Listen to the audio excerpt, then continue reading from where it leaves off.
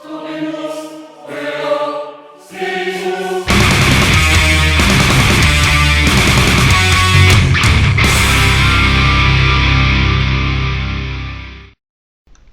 everyone, and welcome to a brand new section of the podcast, which is designed to share with you some of the more advanced aspects of the Monster Hunter universe. Today's lesson is about evasion.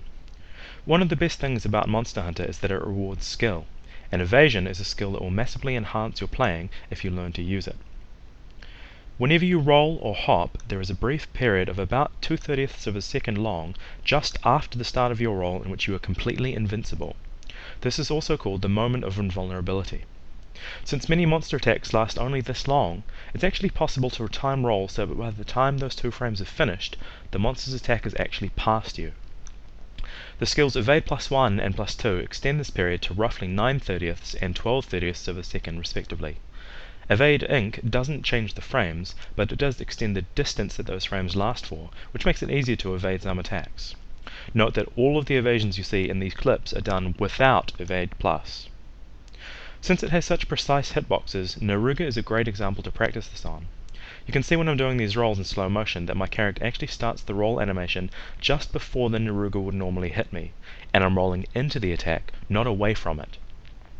This is important, especially in Freedom Unite, because if you roll the same way as the attack, you'll often find your invulnerability frames end, but you're still inside the monster's hitbox, and so you get hit. Evading roars is a bit harder than evading other attacks because they don't have a visual hitbox, so you just have to learn the precise timing, and honestly, it'll come down to muscle memory unfortunately. Naruga is a great monster to practice on, and you should ideally start by trying to evade his tail whips, but almost every creature has attacks you can roll. Tigrex is another good example, although it will punish you a bit more if you miss an evade. Positioning is also really important. Rolling a Tigrex's charge, or double bite, is far easier if you're on its left, rolling under the arm as it starts. If you're on its right side, you'll find it much more difficult. 2/30ths of a second might sound very short, and to be frank, it is. But with some practice, you'll quickly identify when you need to press the roll or hop button relative to any incoming attacks. So, remember the 2 rules. Firstly, evade just before the attack would normally hit you, and secondly, evade into the oncoming attack. It will take some practice, but you'll be addicted to it once you've got it. If it helps, start by using an Evade +2 armor set. And when you go into a fight, don't try and attack the monster, just try and roll through its attacks. Once you've got it down, drop down to Evade +1, and then try to roll attacks without any evade skills.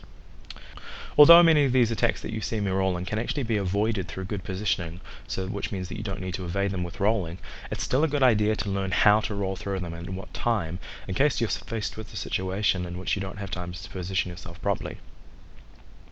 Right, now that covers the sort of how-to aspects of it, and from here it's going to be a montage of different attacks that you can evade, just to show you the timing, and the timing will always be the same. It's always going to be just before an attack hits you, regardless of which game you're playing.